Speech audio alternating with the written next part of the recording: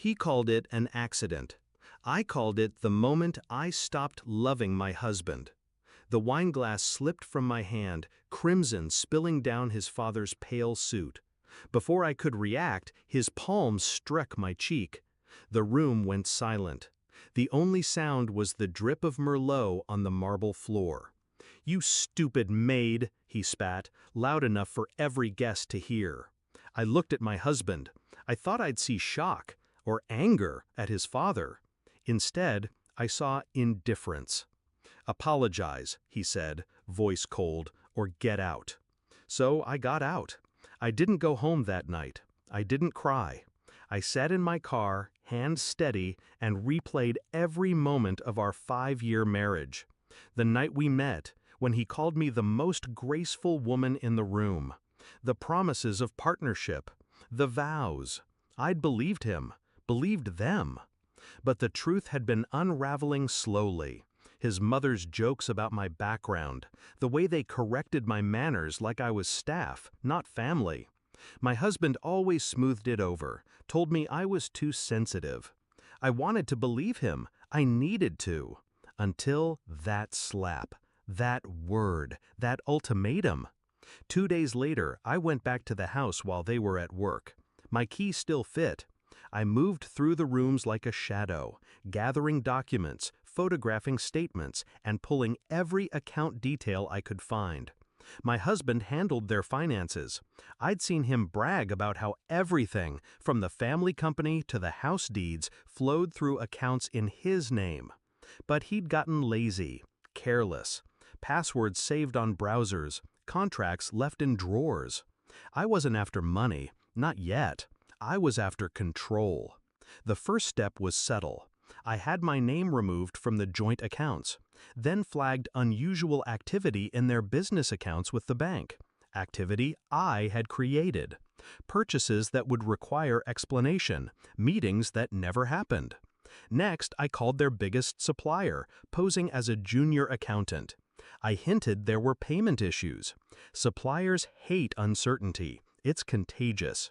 Orders got delayed. Rumors spread. Then I sold my jewelry, gifts from them, turning sentiment into liquid cash. I needed a war chest. It took a month for the cracks to show.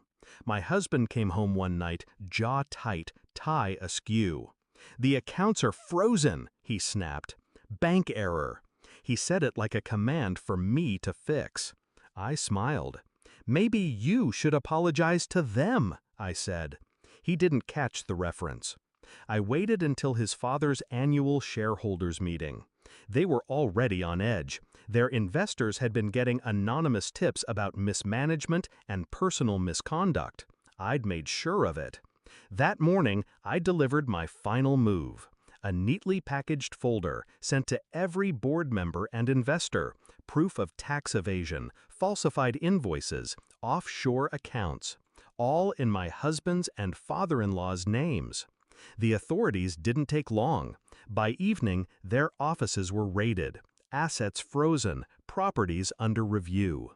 When they got home that night, I was there, sitting at the dining table, sipping tea. The same spot I'd been humiliated in months before. My husband's face was pale.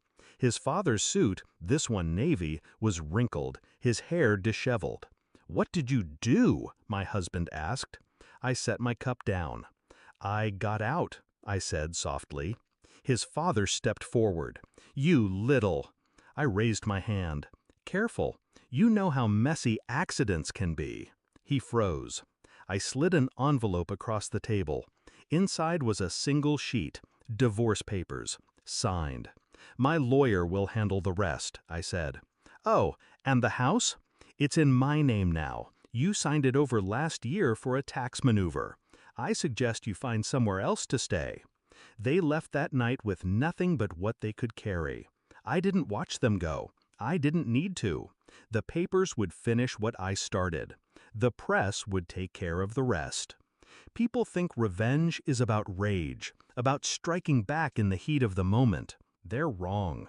Revenge is quiet, precise, patient. It's the satisfaction of knowing that when they finally realize what's happening, it's far too late to stop it. And when I think back to that night, the slap, the word, the command to apologize, I realize something. I did apologize, just not the way they expected.